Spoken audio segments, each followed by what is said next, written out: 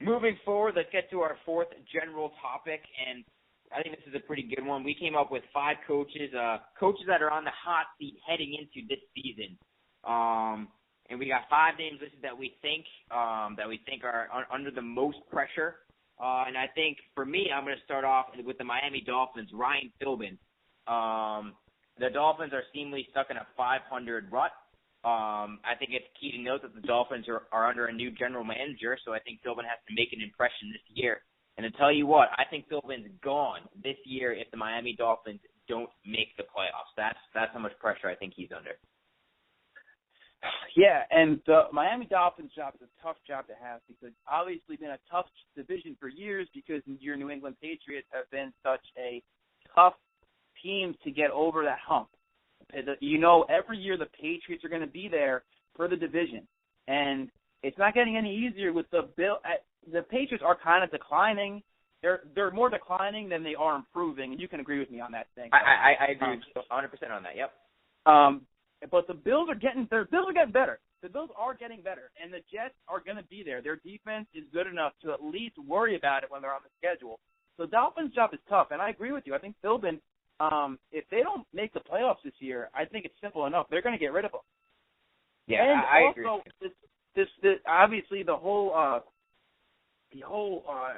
incident last year with Richie Incognito with Josh Incognito and the bullying. I mean, that was rough, and people were saying that he was going to get fired after this past season. So he's definitely on the hot seat. I agree with you, Johnny. But yeah. one of the guys who I have, and I think it's a really interesting story, is Mike Smith in Atlanta. He's a guy who seemed to have everything figured out, and he has Matt Ryan, and Matt Ryan had this record in the dome. It was they weren't losing any home games. They were making it to the playoffs. They were set. He was the coach when Mike Vick was on the Falcons, correct? Yes, he was. So he's been there and he's proven himself. And then all of a sudden last year, something happened where they just lost every game. They were one of the worst teams in the NFL. I feel like if Mike Smith doesn't fix this quick, I think he's kind of overstayed his welcome in Atlanta. I think so as well. The Falcons went 4-12 last year, and granted, injuries had a lot to do with why they struggled. Julio Jones was out for the year after an early season injury, and that obviously affected them.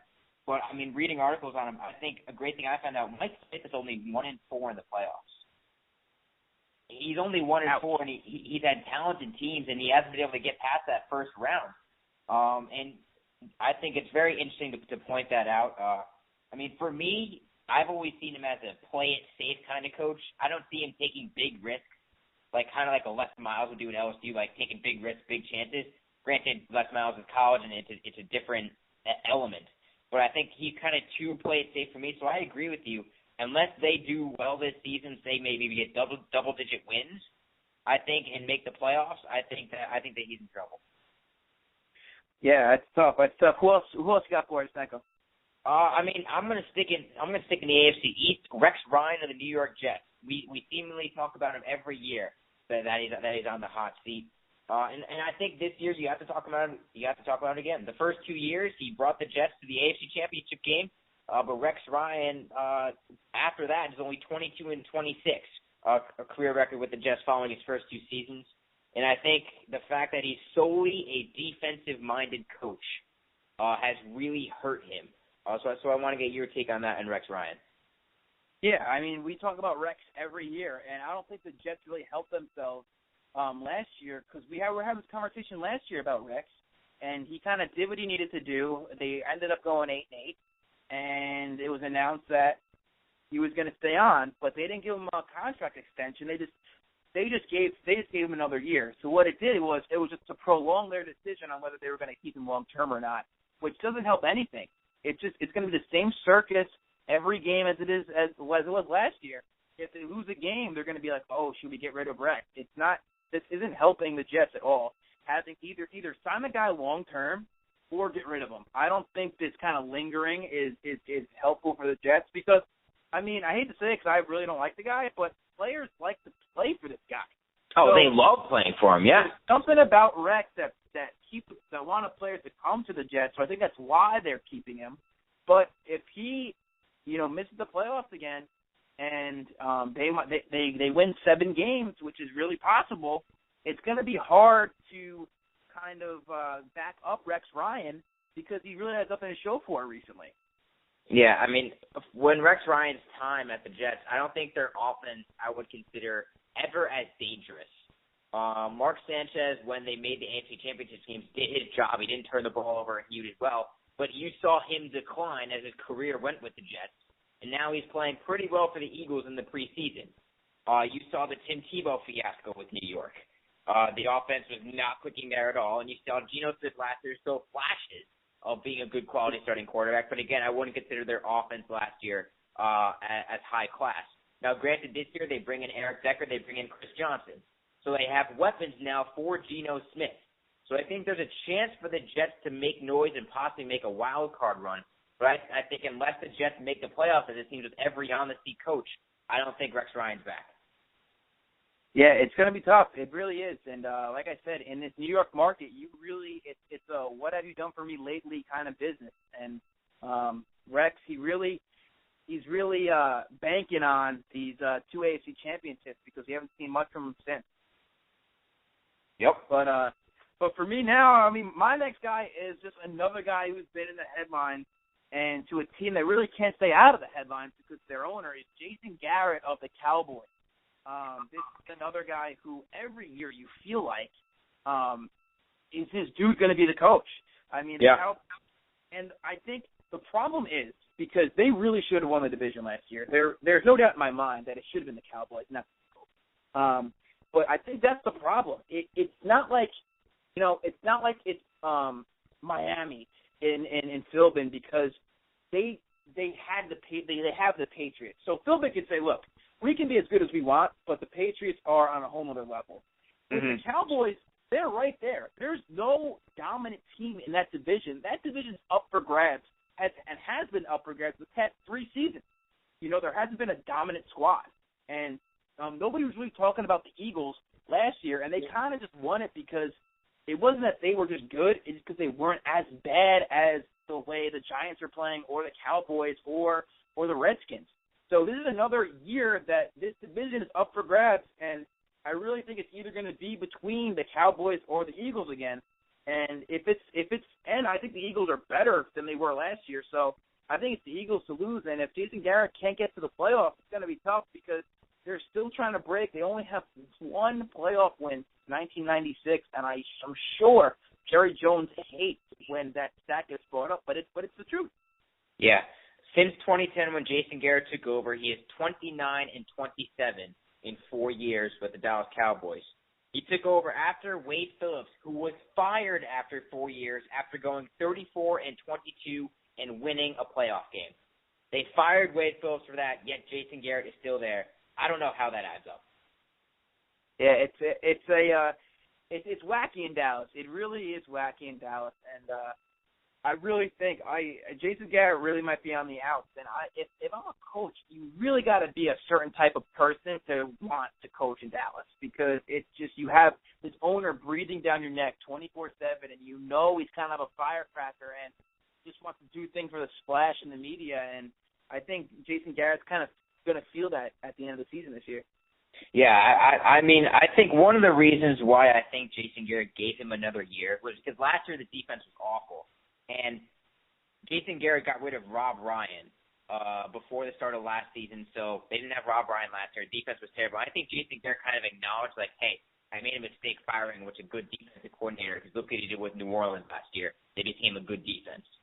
So now I think there's no excuses this year for Jason Garrett. It's playoffs or bust, and I don't see them making the playoffs. I don't even see them coming close, frankly. I have them maybe winning 6 games. I don't have them competing for the division unlike you.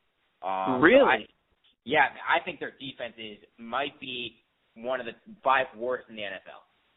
Let's hope so. Let's hope, Stanko. Yeah, so there we go. And our 5th coach who's on the hot seat, it's a team that always has a coach on the hot seat recently, the Oakland Raiders and Dennis Allen.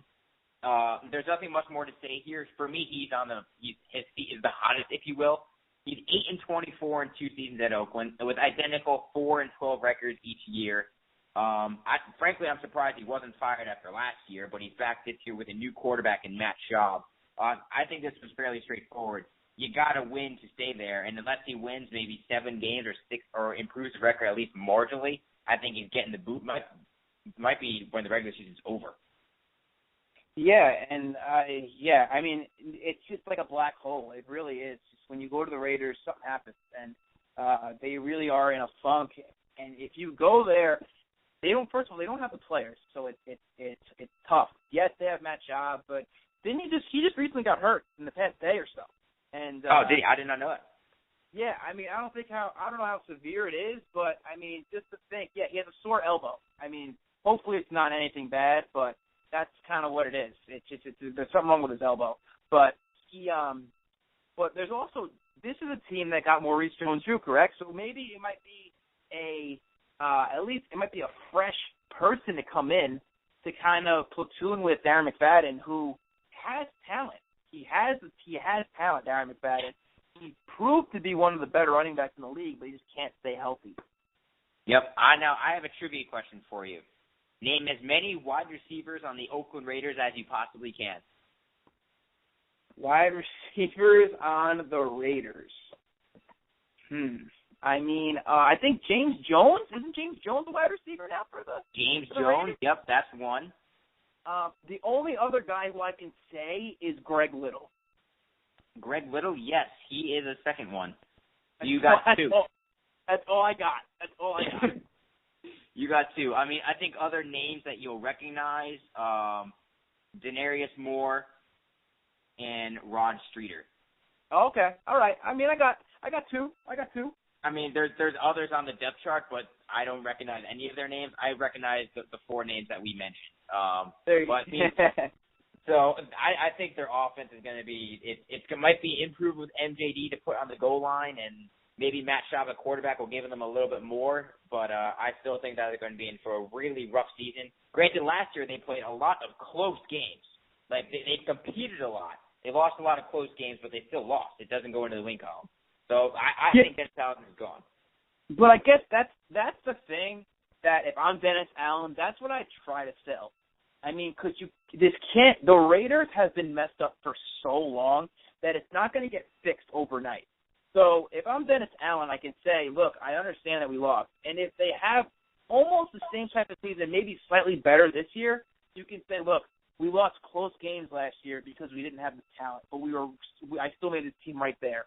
And then we got back. We got some better players this year, and we had 2 more wins than last year. So at least you can show at least some type of progress, because the Raiders have been so bad. It's almost like, what do you want this guy to do? Because they've been so messed up for so long that there's only so much you can do in a couple of years, and they do this circle of coaches that they do every 2 or 3 years. They get a new coach, and you need a guy that you trust that you can have for 5 years. Unfortunately, that's kind of what you need to do to really show if there's going to be much progress. But if you keep getting these new coaches who try to input their own philosophies in these guys, you're always going to be in the transition. So I feel like the Raiders is such a tough job because you don't have the players, and fans don't have the patience, and neither do the owners.